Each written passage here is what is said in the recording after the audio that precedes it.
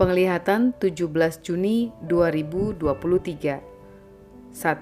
Tanda di New Zealand. 2. Bisul, luka bolong dan pintu kelaparan. 3. Mata-mata di alam roh. 4. Timika Indonesia dan Belzebul. 5. Orang berpakaian toga, burung hantu dan jangkar dengan lambang mata satu. 6. Dua malaikat meniupkan sangkakala. 1 Tesalonika 5, berjaga-jaga. 7 Ingat penderitaanku. 8 Dia datang di dalam api, dan Wahyu 4.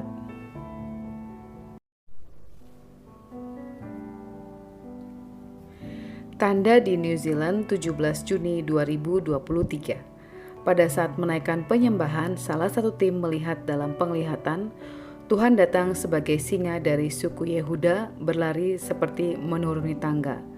Lalu ada sebuah firman yang diberikan, Mazmur 84. Rindu pada kediaman Allah.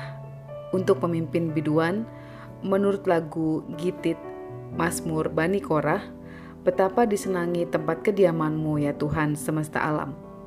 Jiwaku hancur karena merindukan pelataran-pelataran Tuhan. Hatiku dan dagingku bersorak-sorai kepada Allah yang hidup. Bahkan burung pipit telah mendapat sebuah rumah, dan burung layang-layang sebuah sarang tempat menaruh anak-anaknya pada mesbah-mesbah-Mu. Ya Tuhan semesta alam, ya Rajaku dan Allahku. Berbahagialah orang-orang yang diam di rumah-Mu, yang terus menerus memuji-muji Engkau. Selah. Berbahagialah manusia yang kekuatannya di dalam Engkau, yang berhasrat mengadakan ziarah. Apabila melintasi lembah Baka, mereka membuatnya menjadi tempat yang bermata air. Bahkan hujan pada awal musim menyelubungi dengan berkat. Mereka berjalan makin lama makin kuat, hendak menghadap Allah di Sion. Ya Tuhan, Allah semesta alam, dengarkanlah doaku, pasanglah telinga, ya Allah Yakub. Selah, lihatlah perisai kami, ya Allah, pandanglah wajah orang yang Kau urapi. Sebab lebih baik 1 hari di pelataran-Mu daripada 1000 hari di tempat lain. Lebih baik berdiri di ambang pintu rumah Allahku daripada diam di kemah-kemah orang fasik. Sebab Tuhan adalah matahari dan perisai, kasih dan kemuliaan Ia berikan. Ia tidak mematahkan kebaikan dari orang yang hidup tidak bercela. Ya Tuhan semesta alam, berbahagialah manusia yang percaya kepadamu.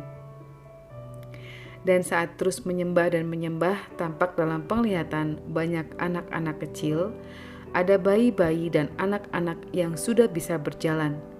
Mereka duduk menangis seperti ditelantarkan dan ditinggalkan, di tanah lapang dan berdebu. Tim ini mendengar suara, orang akan mengasihi dirinya sendiri.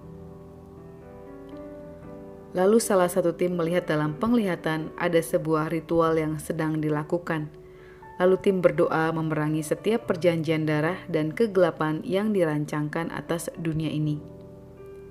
Setelah itu tim ini melihat dalam penglihatan sebuah tulisan New Zealand di lantai. Saat terus berdoa, Tuhan memberikan firman Yakobus 2 ayat 14-26. Yakobus 2 ayat 14-26. Apakah gunanya saudara-saudaraku jika seorang mengatakan bahwa ia mempunyai iman padahal ia tidak mempunyai perbuatan? Dapatkah iman itu menyelamatkan dia? Jika seorang saudara atau saudari tidak mempunyai pakaian atau kekurangan makanan sehari-hari, dan seorang dari antara kamu berkata, "Selamat jalan, kenakanlah kain panas dan makanlah sampai kenyang," tetapi ia tidak memberikan kepadanya apa yang perlu bagi tubuhnya, apakah gunanya itu? Demikian juga halnya dengan iman. Jika iman itu tidak disertai perbuatan, maka iman itu pada hakikatnya adalah mati. Tetapi mungkin ada orang berkata, "Padamu ada iman dan padaku ada perbuatan." Aku akan menjawab dia, "Tunjukkanlah kepadamu imanmu itu tanpa perbuatan, dan aku akan menunjukkan kepadamu imanku dari perbuatan-perbuatanku." Engkau percaya bahwa hanya ada satu Allah saja, itu baik. Tapi setan-setan pun juga percaya akan hal itu, dan mereka gemetar.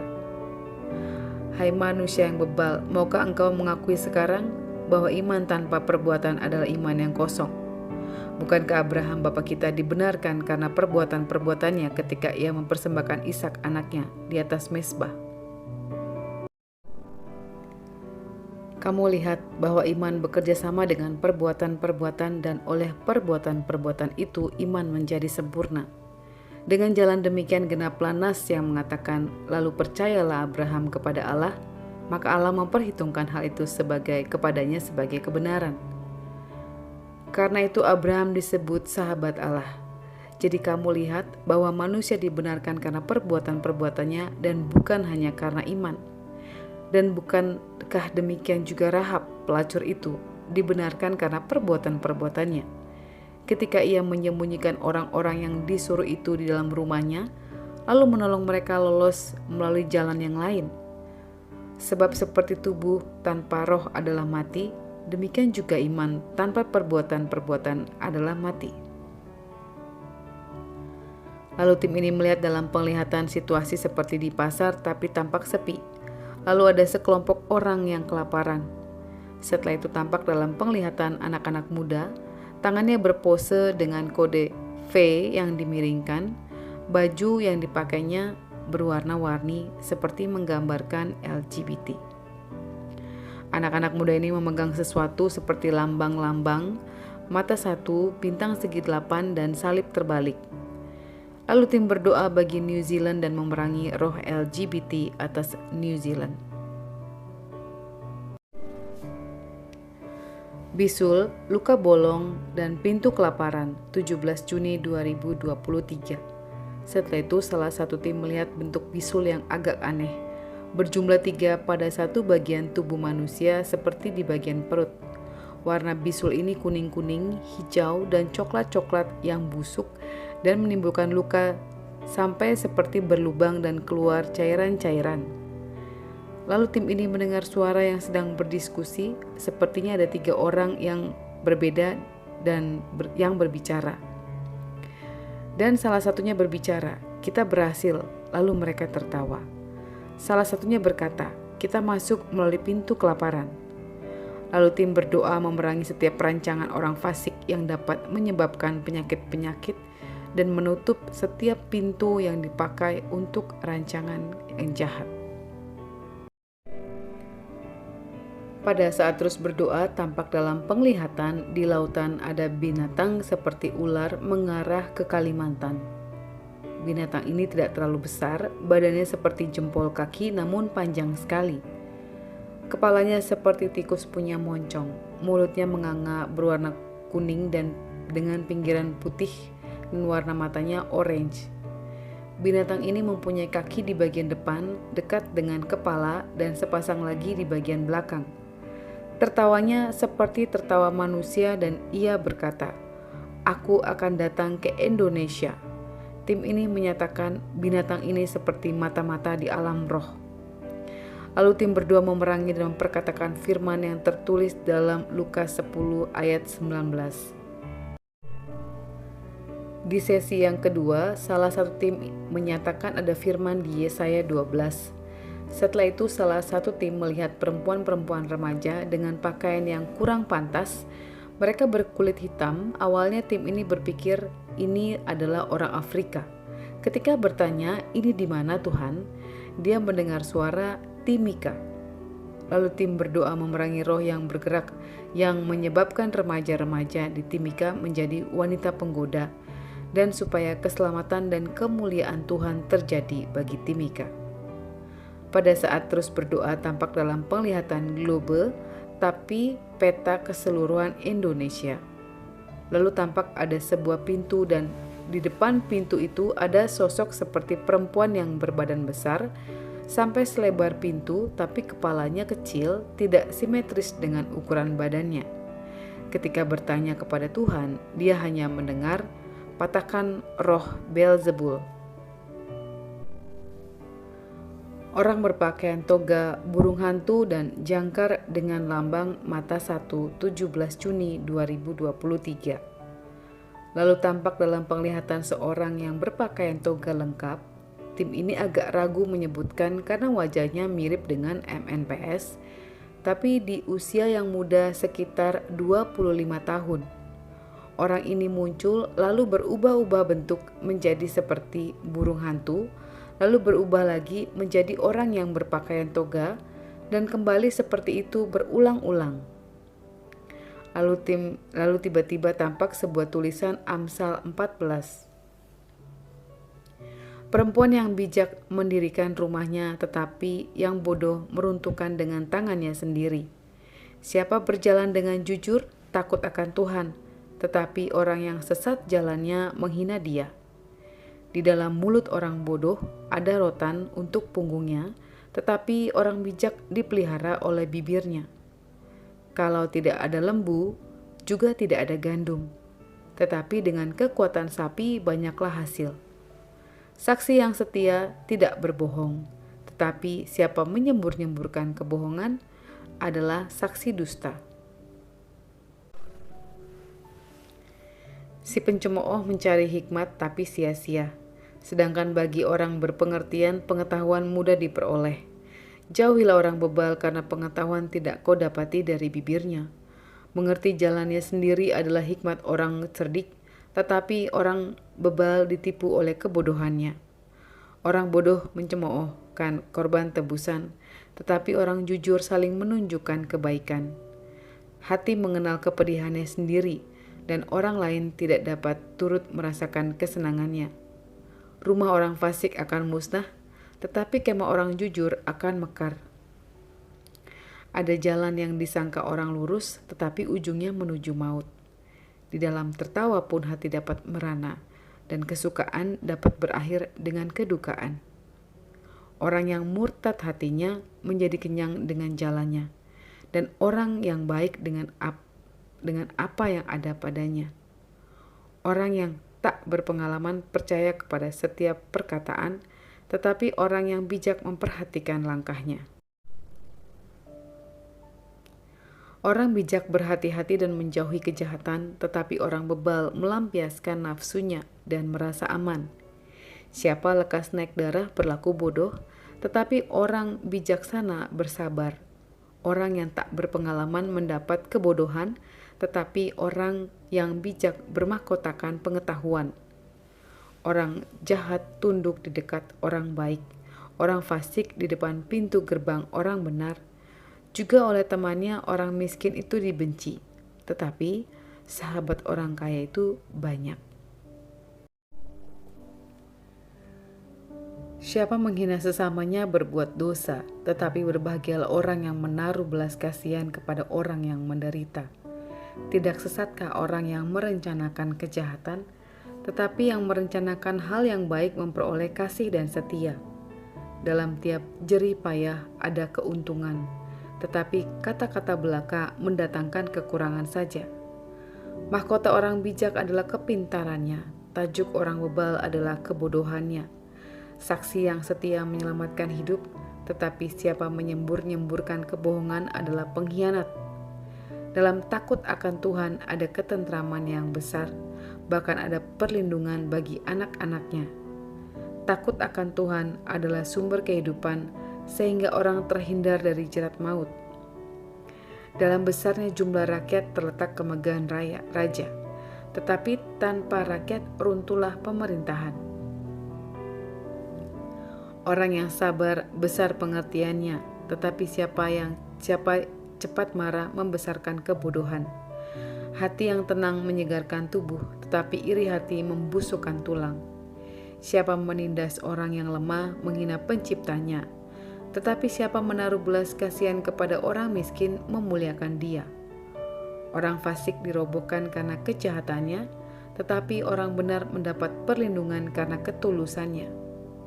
Hikmat tinggal di dalam hati orang yang berpengertian, tetapi tidak dikenal dalam hati orang bebal. Kebenaran meninggikan derajat bangsa, tetapi dosa adalah noda bangsa.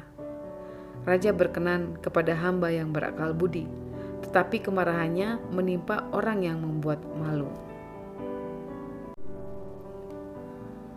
Saat terus menyembah tampak dalam penglihatan sebuah jangkar yang bergantung dan bergoyang dengan ikatan rantai, tapi ada lambang mata satu di bagian bawahnya. Setelah itu muncul dalam penglihatan sebuah kapal yang besar sekali yang berlayar di lautan. Pinggiran kapal itu dipagar dan semua lambang yang tadinya bergantung ada semua di kapal itu. Jangkar, rantai, dan mata satu. Dua malaikat meniupkan sangkakala. 1 Tesalonika 17 Juni 2023. Saat terus berdoa, salah satu tim melihat dalam penglihatan sesuatu yang terbang di kejauhan. Awalnya tampak seperti kupu-kupu di awan dengan warna bergradasi ungu kebiruan dan ada kuningnya. Ada dua dan mereka seperti berjalan di atas awan. Ternyata setelah diperhatikan itu adalah malaikat. Mereka membawa sangkakala yang panjang dan lurus sepanjang rentangan tangan manusia dewasa. Kedua malaikat itu meniup sangkakala ke arah atas dan malaikat ini turun di bangsa Indonesia. Jadi seruan itu untuk Indonesia. Orang-orang di Indonesia seperti asik dan sibuk dengan urusannya sendiri. Mereka seperti tidak mendengar. Hati tim ini tiba-tiba merasa sedih. Tuhan seperti menggambarkan Indonesia yang bebal. Dan pada saat sangkakala itu terus ditiupkan, ada tulisan firman yang muncul 1 Tesalonika 5. 1 Tesalonika 5. Tetapi tentang zaman dan masa saudara-saudara tidak perlu dituliskan kepadamu, karena kamu sendiri tahu benar-benar bahwa hari Tuhan datang seperti pencuri pada malam. Apabila mereka mengatakan semuanya damai dan aman, maka tiba-tiba mereka ditimpa oleh kebinasaan, seperti seorang perempuan yang hamil ditimpa oleh sakit bersalin. Mereka pasti tidak akan luput. Tetapi kamu saudara-saudara yang tidak hidup di dalam kegelapan, sehingga hari itu tiba-tiba mendatangi kamu seperti pencuri, karena kamu semua adalah anak-anak terang dan anak-anak siang. Kita bukanlah orang-orang malam atau orang-orang kegelapan. Sebab itu baiklah jangan kita tidur seperti orang-orang lain, tetapi berjaga-jaga dan sadar. Sebab mereka yang tidur waktu malam, dan mereka yang mabuk waktu malam. Tetapi kita yang adalah orang-orang siang, baiklah kita sadar, berbaju zirakan iman dan kasih, dan berketopongkan pengharapan keselamatan. Karena Allah tidak menetapkan kita untuk ditimpa murka, tetapi untuk beroleh keselamatan oleh Yesus Kristus Tuhan kita yang sudah mati untuk kita. Supaya entah kita berjaga-jaga, entah kita tidur, kita hidup bersama-sama dengan Dia. Karena itu nasihatilah seorang akan yang lain, dan saling membangunlah kamu seperti yang mereka lakukan. Kami minta kepadamu saudara-saudara supaya kamu menghormati mereka yang bekerja keras di antara kamu, yang memimpin kamu dalam Tuhan dan yang menegur kamu, dan supaya kamu sungguh-sungguh menjunjung mereka dalam kasih karena pekerjaan mereka. Hiduplah selalu dalam damai seorang dengan yang lain. Kami juga menasihati kamu saudara-saudara. Tegurlah mereka yang hidup dengan tidak tertib, hiburlah mereka yang tawar hati, belalah mereka yang lemah, sabarlah terhadap semua orang. Perhatikanlah supaya jangan ada orang yang membalas jahat dengan jahat, tetapi usahakanlah senantiasa yang baik terhadap kamu masing-masing dan terhadap semua orang. Bersukacitalah senantiasa, tetaplah berdoa, mengucap syukurlah dalam segala hal, sebab itulah yang dikehendaki Allah di dalam Kristus Yesus bagi kamu. Janganlah padamkan roh, dan janganlah anggap rendah nubuat-nubuat. Ujilah segala sesuatu dan peganglah yang baik. Jauhkanlah dirimu dari segala jenis kejahatan. Semoga Allah damai sejahtera menguduskan kamu seluruhnya, dan semoga roh, jiwa, dan tubuhmu terpelihara sempurna dengan tak bercacat pada kedatangan Yesus Kristus Tuhan kita. Ia yang memanggil kamu adalah setia, Ia juga akan menggenapinya, dan seterusnya. Ingatlah penderitaanku 17 Juni 2023. Pada saat terus menyembah, salah satu tim melihat dalam penglihatan seperti gambaran slide, tapi di atas awan. Yang pertama, Tuhan Yesus yang sedang disalib. Lalu dia memandang kepada kita dan dia berkata, "Pandang salibku." Di slide yang kedua, keadaannya di mana Tuhan Yesus dipukul di punggungnya dengan rantai-rantai yang bergerigi. Ketika dipukul dan ditarik, dagingnya pun tercabik dan dia berkata, "Ingat kesakitanku."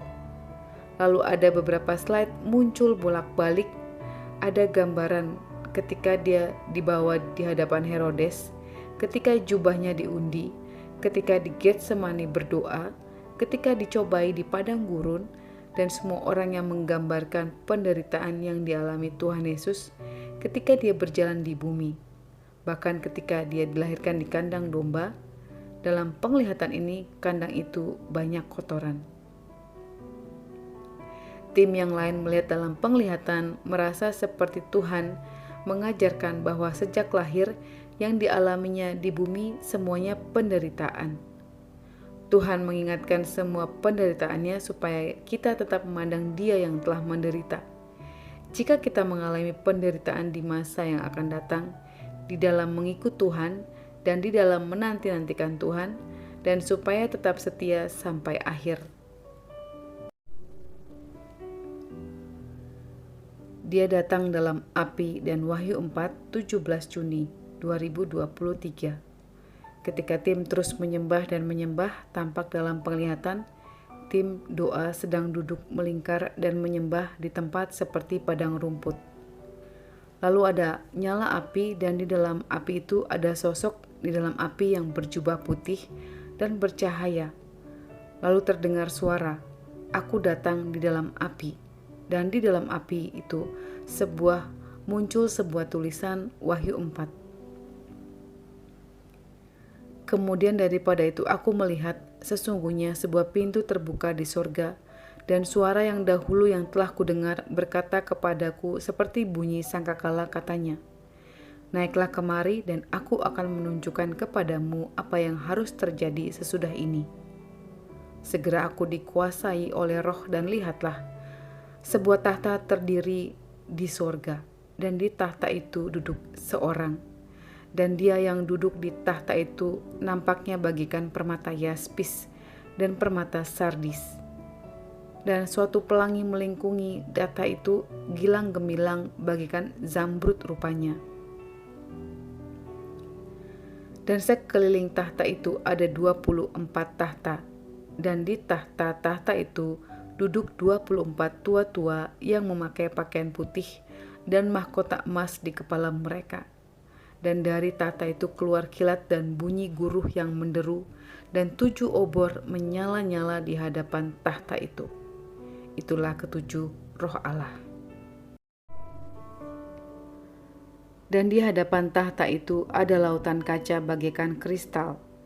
Di tengah-tengah tahta itu dan di sekelilingnya ada 4 makhluk penuh dengan mata, di sebelah muka dan di sebelah belakang. Adapun makhluk yang pertama sama seperti singa, dan makhluk yang kedua sama seperti anak lembu, dan makhluk yang ketiga mempunyai muka seperti muka manusia, dan makhluk yang keempat sama seperti burung nazar yang sedang terbang.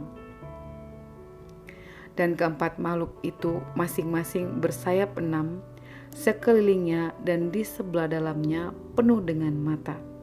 Dan dengan tidak berhenti-hentinya mereka berseru siang dan malam, "Kudus, kudus, kuduslah Tuhan Allah, yang Maha Kuasa, yang sudah ada dan yang akan datang."